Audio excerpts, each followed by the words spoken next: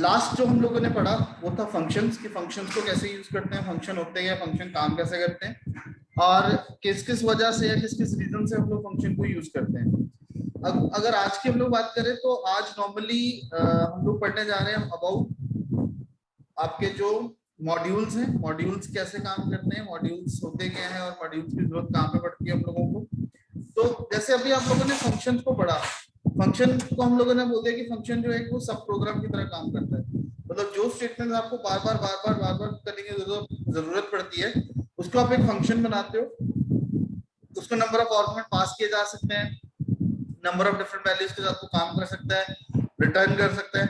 लेकिन कई बार क्या होता है, कलेक्टिवली हम लोगों को कुछ ऐसे फंक्शंस की जरूरत पड़ती है जो सारे इकट्ठे एक ही बार में यूज होने होते हैं। फॉर एग्जाम्पल, मैं छोटी सी एग्जाम्पल के साथ इसको एक्सप्लेन करता हूँ कि जैसे सपोज आप एक स्टूडेंट मैनेजमेंट का एक सॉफ्टवेयर क्रिएट कर रहे हो या स्टूडेंट मैनेजमेंट के लिए कुछ काम कर रहे हो, तो वहां पे आपको एक फंक्शन चाहिए होगा जो जनरल इंफॉर्मेशन ले, एक फंक्शन चाहिए होगा जो इंफॉर्मेशन को प्रिंट करवाए या डेटाबेस में स्टोर करवाए, एक फंक्शन आपको चाहिए होगा जो मार्क्स को ले, एक फंक्शन आपको चाहिए होगा जो परसेंटेज कैलकुलेट करके आपको दिखा दे, एक फंक्शन आपको चाहिए होगा जो रोल नंबर एंटर करने के बाद उसका पर्सनल डेटा उठा के ले आए, एक फंक्शन आपको चाहिए होगा जो आप रोल नंबर एंटर करोगे तो उसके मार्क्स की डिटेल आपको दिखा दे।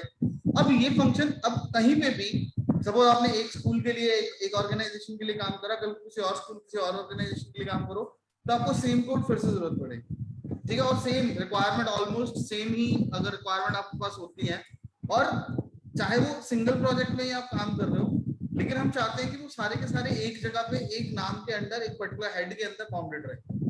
तो ऐसी केस के अंदर हम लोग पाइथन के अंदर जो हमारे पास एक प्रोविजन है, वो प्रोविजन है कि हम लोग मॉड्यूल्स क्रिएट कर सकते हैं। जैसे कि आपने पहले दूसरे लैंग्वेजेस के बारे में सुना होगा, जैसे हेडर फाइल्स होती थी या पैकेजेस होते थे, तो जिसके अंदर आपके पास प्री डिफाइंड फंक्शन या फिर इनबिल्ट फंक्शंस अवेलेबल रहते थे, और लैंग्वेज आपको ये भी प्रोविजन देती थी कि आप अपनी हेडर फाइल्स बना लो या अपने पैकेजेस क्रिएट कर लो।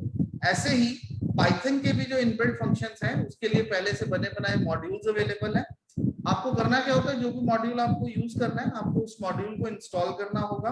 अगर वो आपके पास अवेलेबल नहीं है तो आप उसको सिंपल इंस्टॉल कर सकते हो, या फिर कई बार कुछ हमारे कस्टम मेड सॉफ्टवेयर्स या जब हम लोग बनाते हैं तो वहां पे कुछ ऐसे क्लासेस होती हैं, कुछ ऐसे फंक्शंस होते हैं, कुछ ऐसे मेथड्स होते हैं जिसको कि हम चाहते हैं कि कलेक्टिवली एक जगह पे वो पड़े रहे। तो हम लोग यूजर डिफाइंड मॉड्यूल्स को भी क्रिएट करना चाहें तो यूजर डिफाइंड मॉड्यूल्स को भी हम लोग क्रिएट कर सकते हैं। तो module is nothing, it is basically a file which contain your different functions along with classes।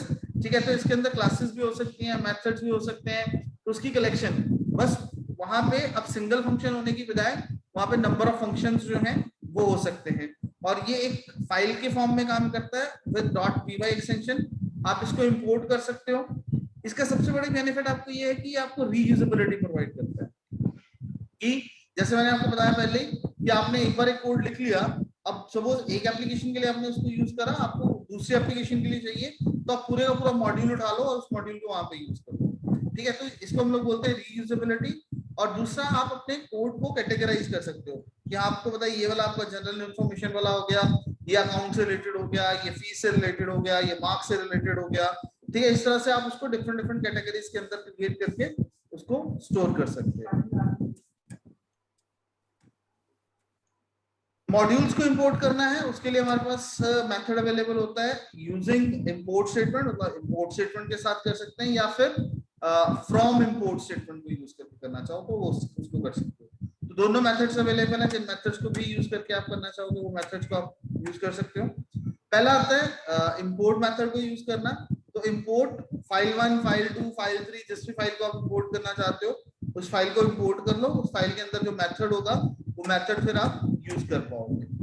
ठीक है, अब मॉड्यूल को बनाना कैसे है, मॉड्यूल को क्रिएट करने के लिए क्या है, आप 3 4 5 फंक्शंस को लो और उस फंक्शंस को हम लोग एक पर्टिकुलर फाइल के अंदर स्टोर कर देते हैं, एक पर्टिकुलर फाइल के अंदर क्रिएट कर लेते हैं। तो वो जो फाइल है, जिस फाइल के अंदर आपने अपने डिफरेंट डिफरेंट फंक्शंस क्रिएट करे, that file will become your module.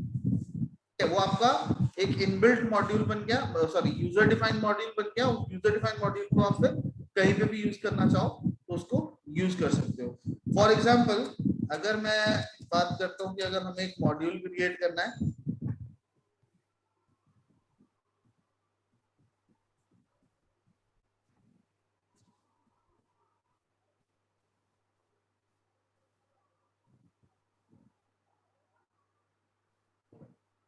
यहाँ पे हम क्या करते हैं, फाइल में चलते हैं, न्यू फाइल।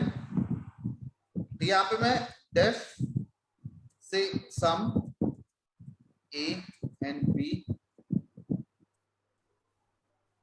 यहाँ पे कर देते हैं रिटर्न ए प्लस बी। फिर यहाँ पे डेफ डिफरेंस, शो नहीं हो, टाइप नहीं हो,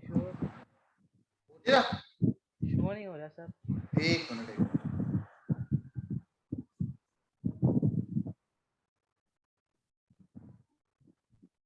हुआ, return a minus b def product b return a into b।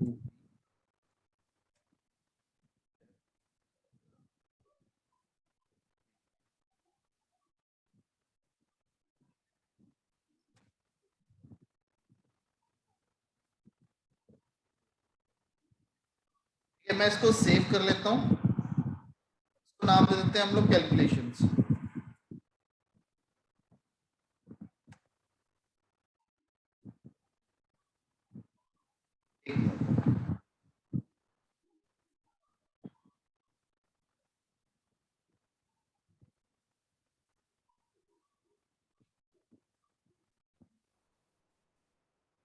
अभी इसको हम लोगों ने इंपोर्ट करना है, तो हमने इसको सेव कर लिया विद कैलकुलेशंस के नाम से। तो यहाँ पे हम करते हैं इंपोर्ट कैलकुलेशंस।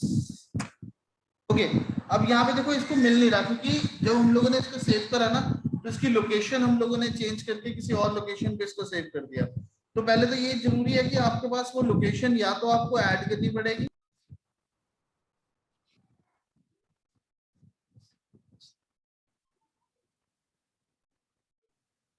कैलकुलेशंस। अभी इसको देखता हूँ किस नाम से सेव करा।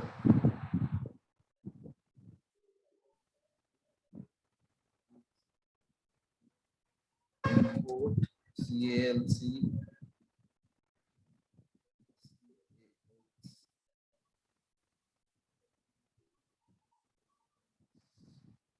वो स्पेलिंग थोड़े से गलत हो गए, तो यहाँ से हम लोगों ने इसको इंपोर्ट कर लिया।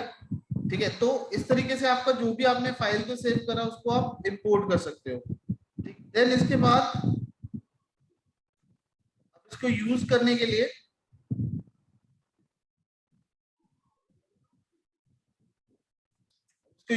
लिए आपको अब जो भी मॉड्यूल आपने करा है, मॉड्यूल नेम डॉट उसका मेथड नेम, ठीक है, जो भी उसका मेथड है वो मेथड का नेम, फिर मॉड्यूल नेम, फिर मेथड नेम।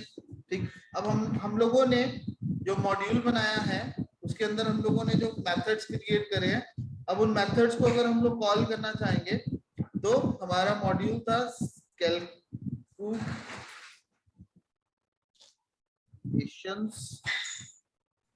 डॉट सम। देखो अपने आप खुल गए वो सारे कि कौन कौन से उसके पास मेथड्स अवेलेबल है। जैसे सम करा, तो सम के अंदर हमने जो वैल्यूज पास करनी थी उसकी वो वैल्यूज पास कर दी, ठीक है, उसने रिजल्ट दे दिया।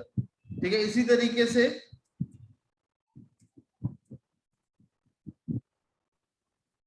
Dot division,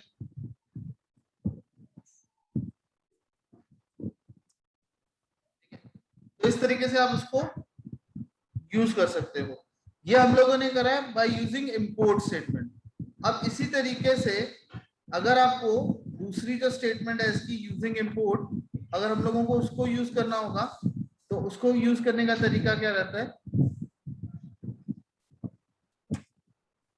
example of importing multiple modules. अगर आपको मल्टीपल मॉड्यूल्स इंपोर्ट करने होंगे तो import module 1 module 2 up to module n।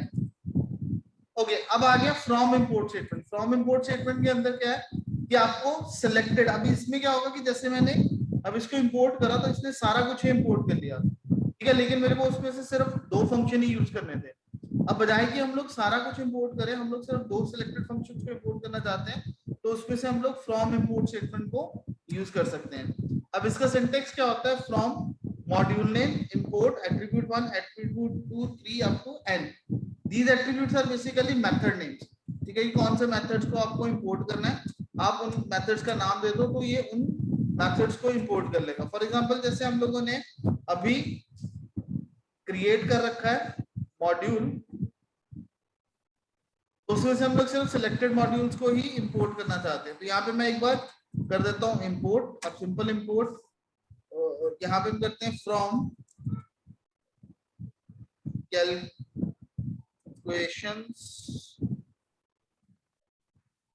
Import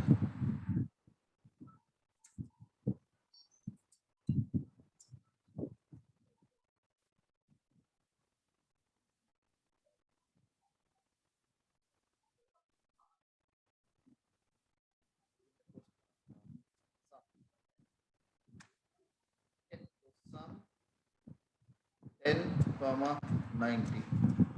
yes sir.